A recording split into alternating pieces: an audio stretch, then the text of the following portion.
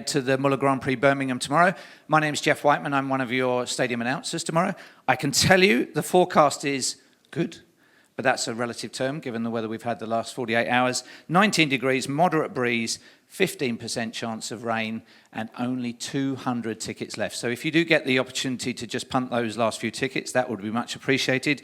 At 2 o'clock, we're going to be meeting the multi-eventers, KJT, NAFI TM, and also the world record holder in the hurdles, Kendra Harrison of the USA.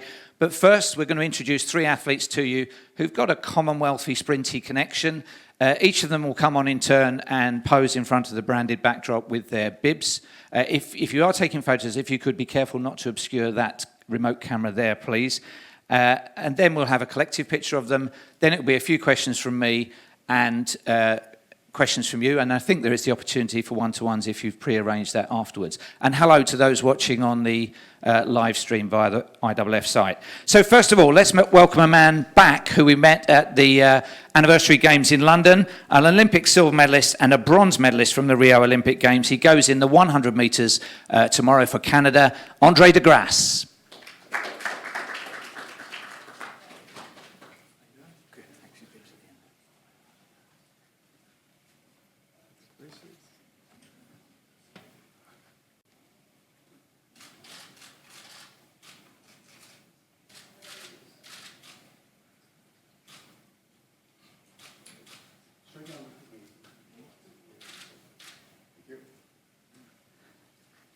Second, it's a British athlete who is now the triple European champion. She's raced in all the world's hotspots this year: London, Lausanne, Rome, Stockholm and Gillingham. Please welcome Dina Asha Smith.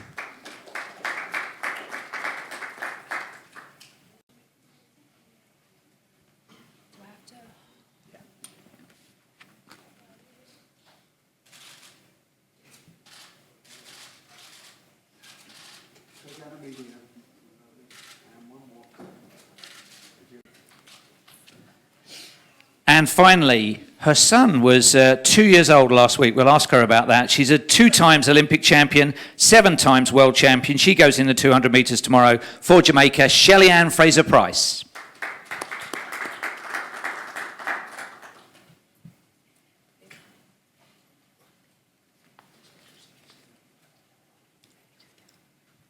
I feel like you're in the way.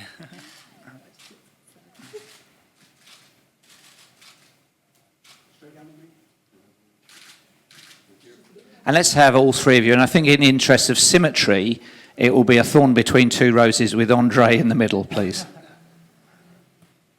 Okay,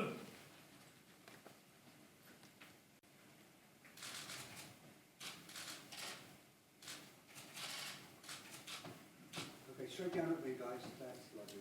And one more. Thank you. Thank you very much. Now, we've got 2 microphones between the 3 of you, so if you want to, you can remove them from the stands. And we'll start with Andre. When we caught up with you at the anniversary games, you had a pretty successful sub-10 clock in there. Your season seems to be coming into form. You've cemented your place in the World Championships. How does the rest of the season look from here, starting with tomorrow?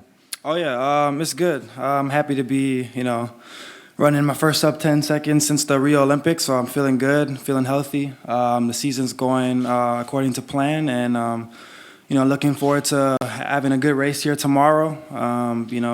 Sub-10 would be great. The weather, hopefully it gets a little bit, not rain tomorrow, so I'm hoping, for sunshine, but everything's good. So I'll probably run here, run a couple more races, and then prepare for the World Championship. And 2 rounds in one Diamond League in one day suits you well? Yeah, I love that. It helps me get ready. That's kind of what the schedule is for the World Championship. You run the semifinals, and then you run the finals the same day. So it's a good warm-up, to see, get some kinks out, and then, prepare, get ready for the finals.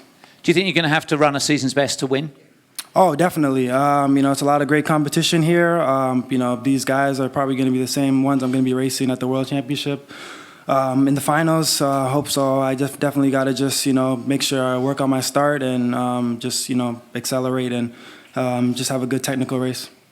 3 years from now, Birmingham, this city, this stadium, will be hosting the Commonwealth Games. It's a noticeable blank on your medal tally. You've won medals pretty much everywhere else. You were in Glasgow, but very, very young. What are your thoughts on the Commonwealth Games? Because we can talk Commonwealth. With Definitely. I didn't get a chance to compete at the last Commonwealth Games, but definitely I would love to compete there in 2022.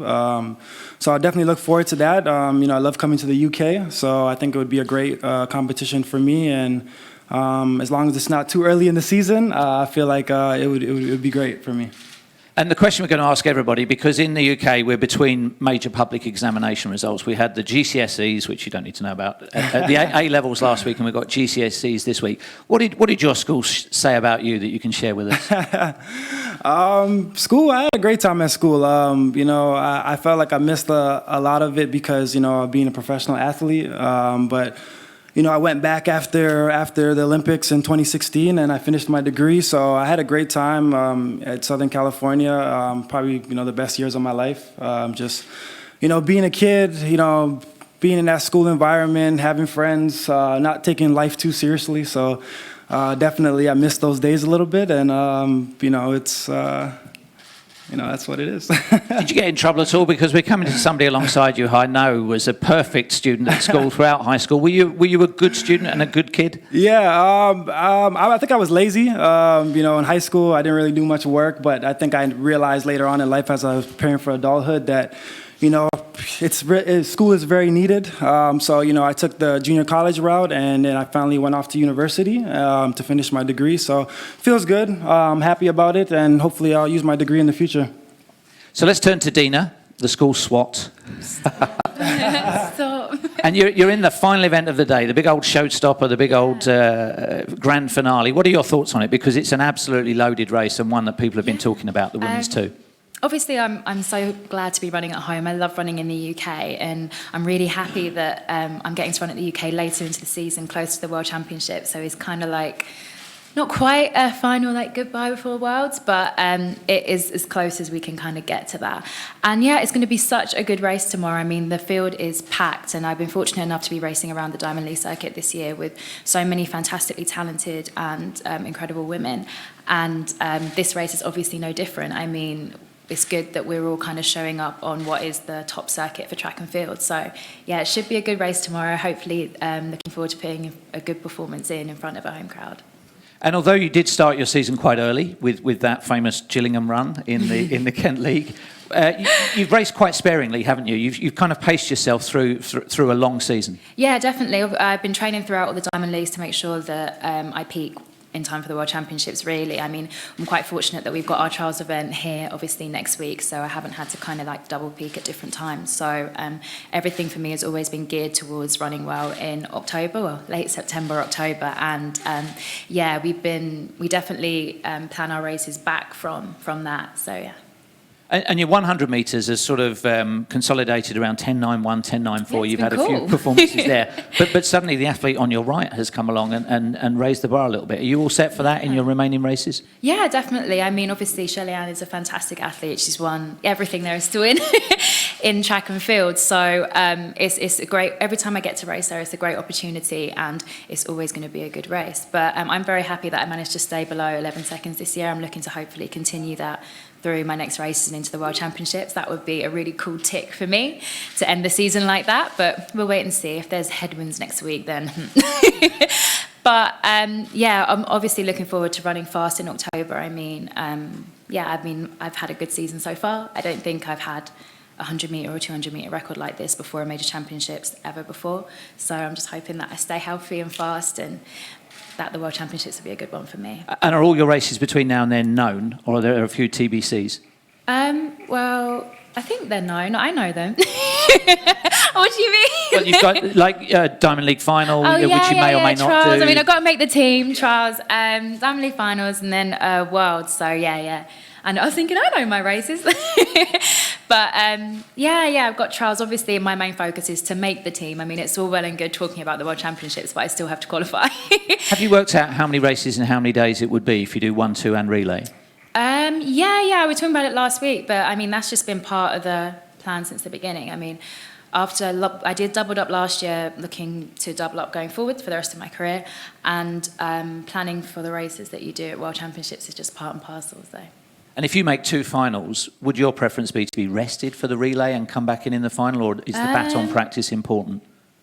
I mean, like, we practice outside the World Championships, so, I mean, I don't really know. It would definitely depend on all the other athletes and whatever the team managers think is best for the team, because relay is a team event at the end of the day. Like, when you're running an individual, yes, you're representing your country, but you're representing yourself as well. But when it comes to a relay, you're, again, representing your country, but also carrying the hopes, dreams, aspirations of 3 other women as well. So I'll just run whatever's best for the team. What did your school reports say? Mine was so boring. I was just one of those ones, like, Dina's fine, she performs well in her exam, she answers in class, she's boring, she's quiet, she doesn't really interrupt anything. So yeah, as I was saying, I was just boring in class, unfortunately. No funky headlines here, unfortunately. So your parents stopped going to parents' evenings? They did not stop going to parents' evening. No, my parents went to parents' evening, but my mum was always just like, oh my God, can you just do something? So I've got something interesting to talk about parents' evening, because everybody just used to say the same thing. So let's turn to Shelley-Ann Fraser-Price. First of all, what were you like at school? Okay. Let me get some water. So at school, I actually was a troublemaker at school. Thank goodness for that, after those 2.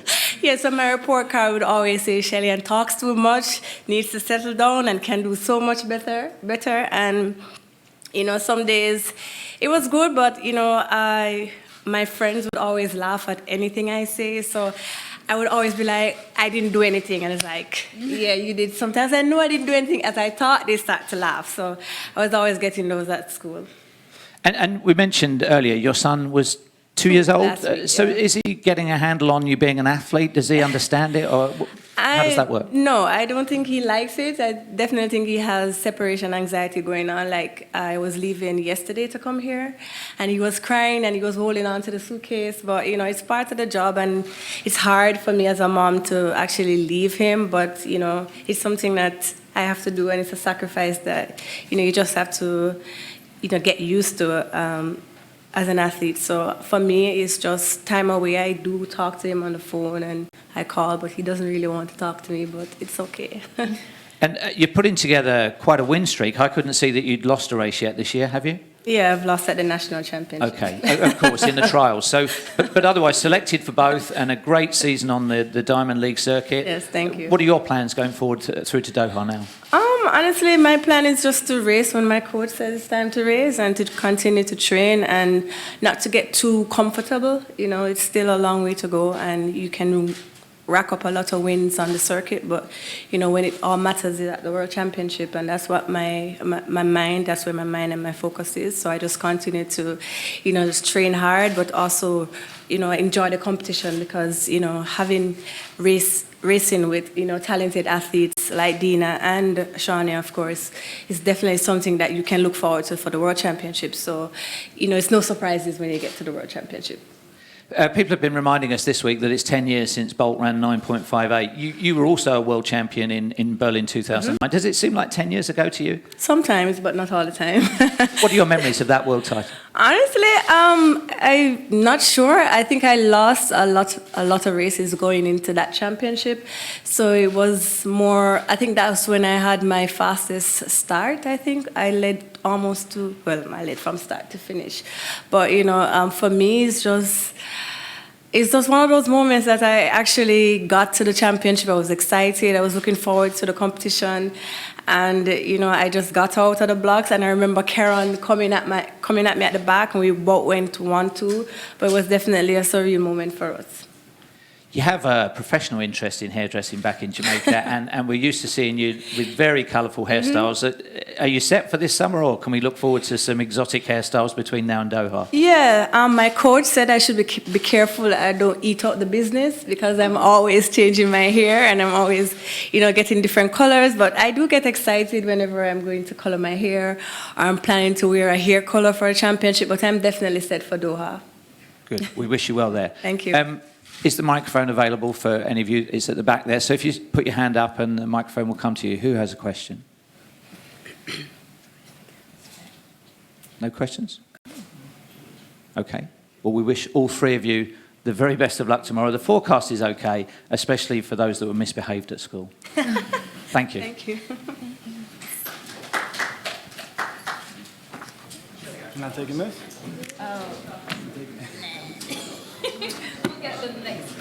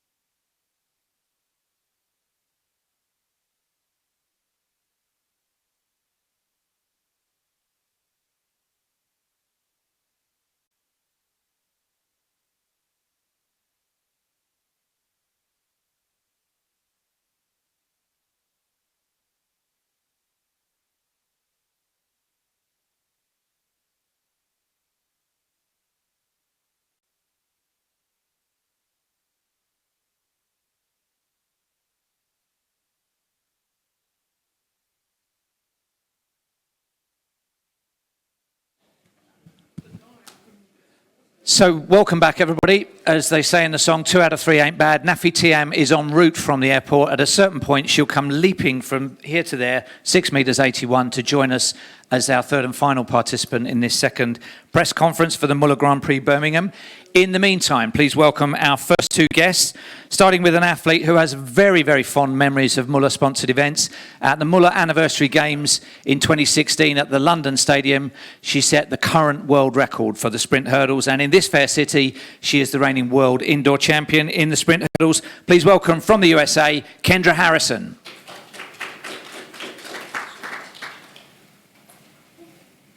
And the request from the photographers is to do something creative other than looking like a prison shot with your number.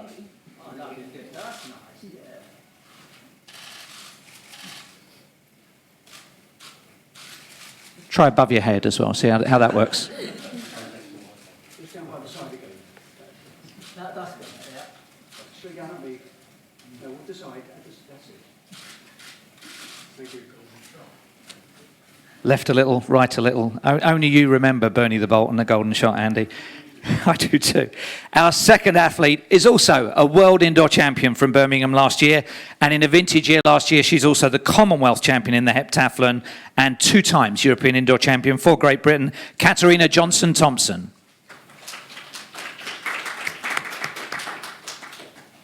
And lots of creativity with the bib, please.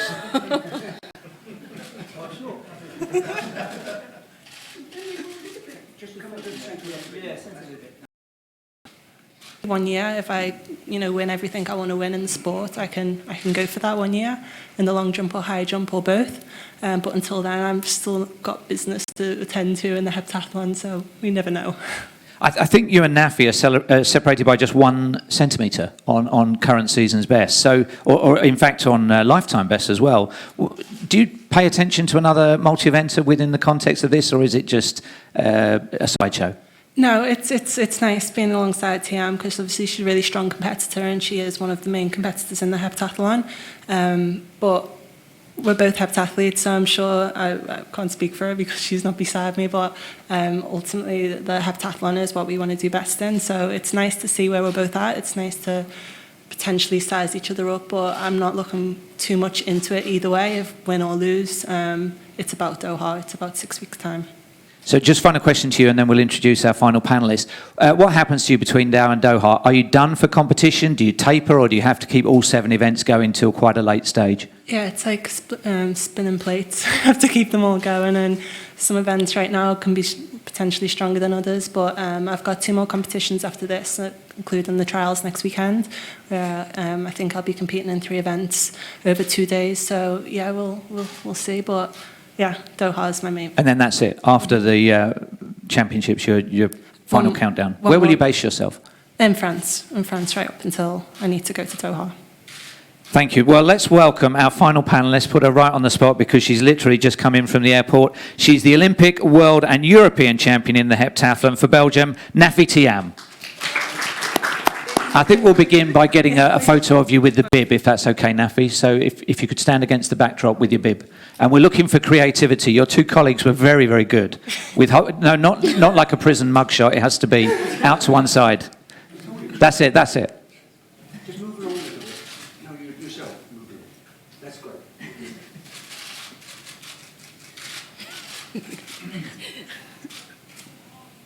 Straight down at my camera. And let's very quickly get all 3 of you, if that's okay. I'm not sure, what's the symmetry on this? Kenny in the middle? Would that be it? Shortest one. I didn't say it, you said it. Could you just hold it up a bit to the side? Sorry, that's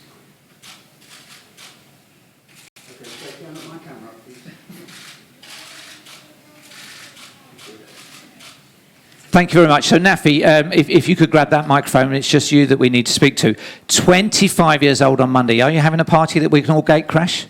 No, I don't. I'm going to be here actually because my plane is leaving at 6, so I'm going to spend my birthday in my hotel room, I guess.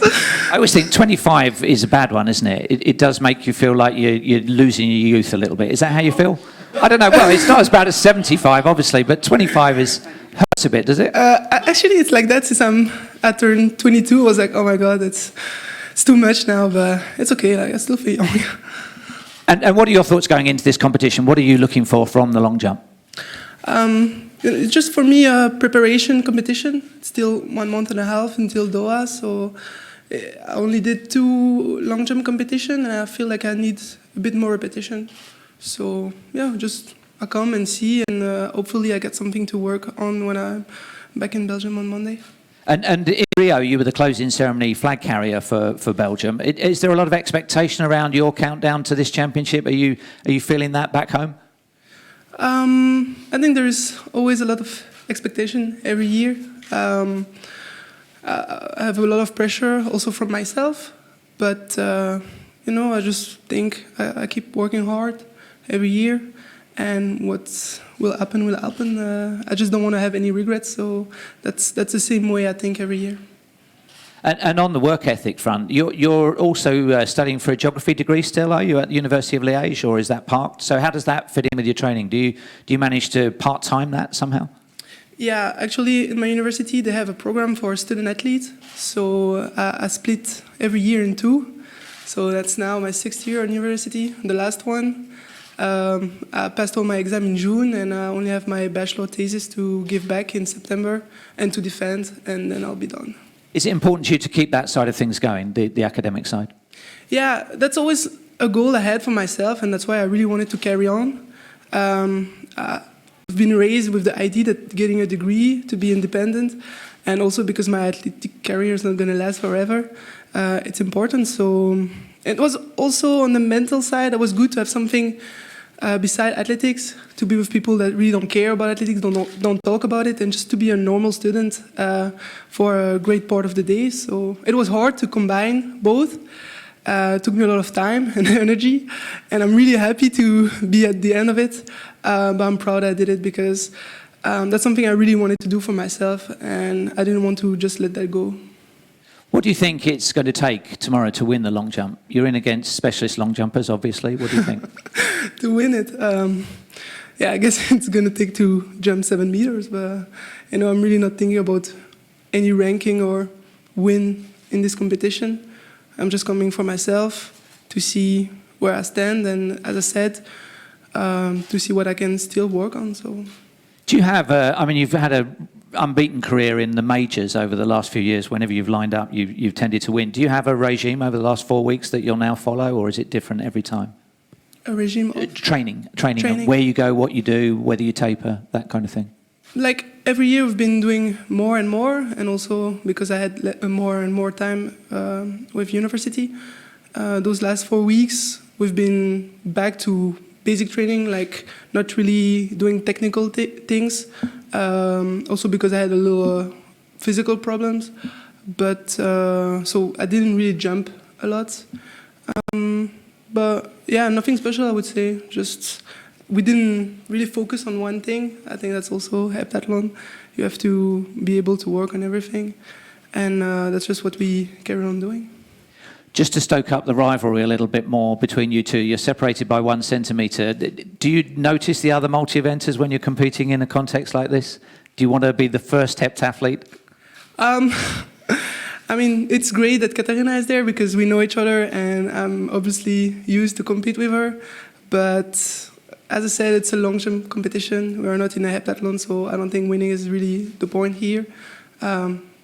As I said, I just want to see where I am, and of course in Doha it's going to be something else because we both want to win, I guess. But here I'm not putting pressure on myself to win or about the ranking.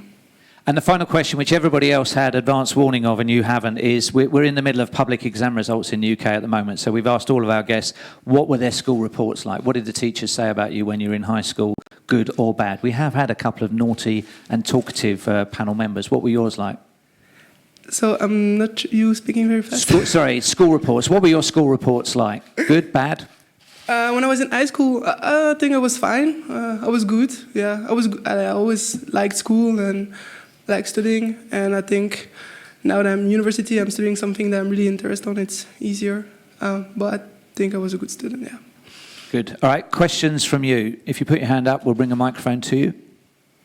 One at the back here. Is it Ben?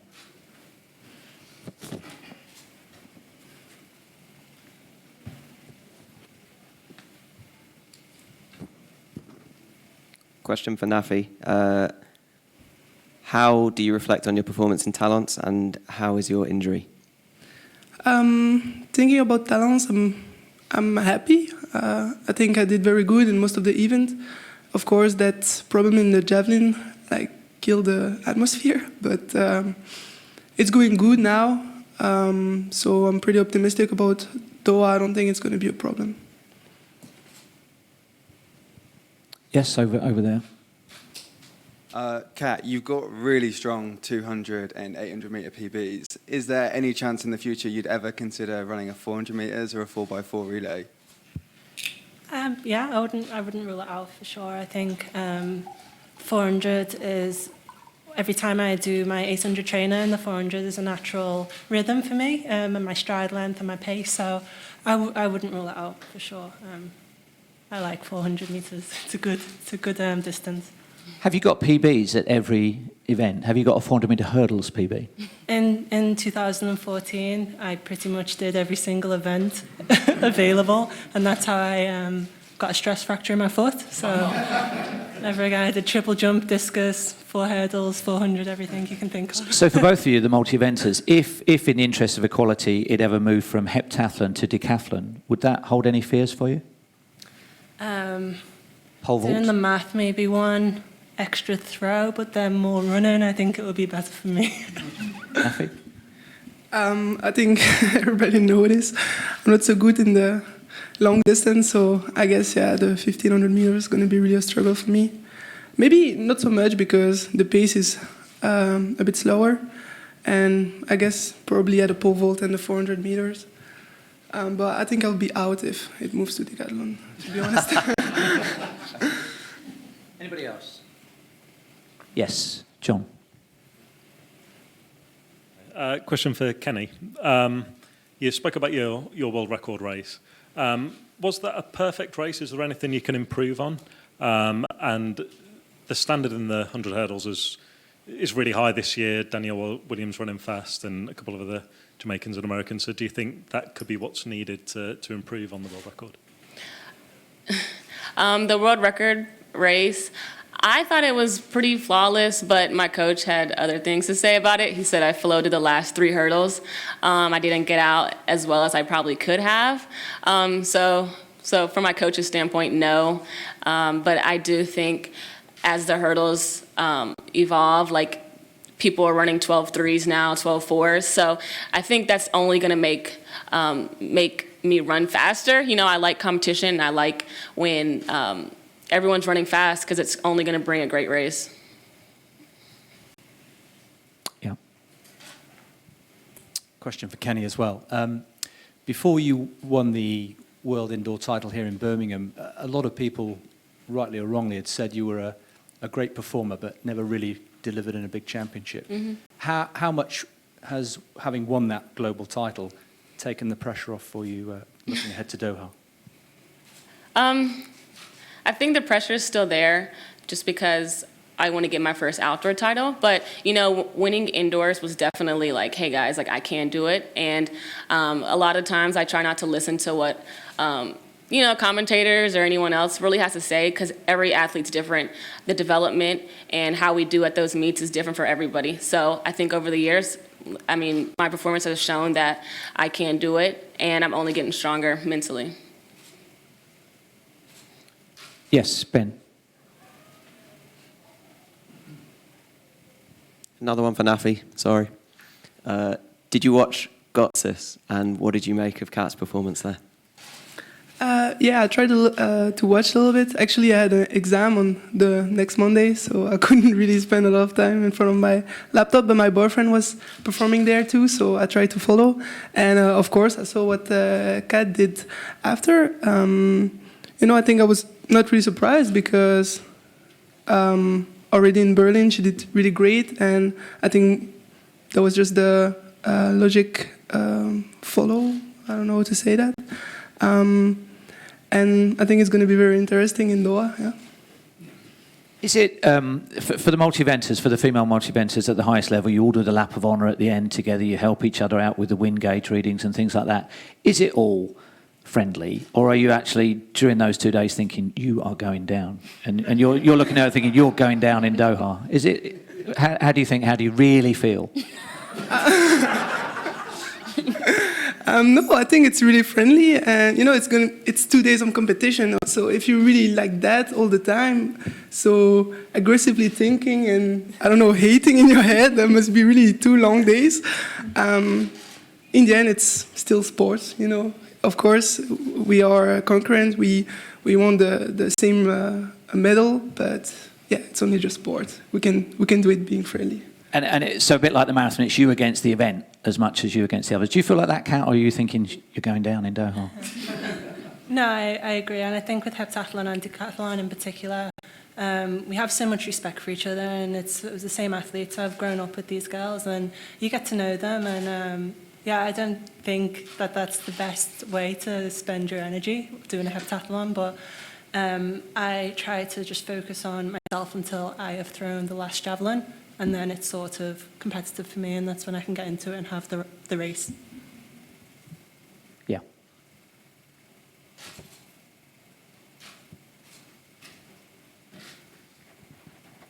A question for Kat.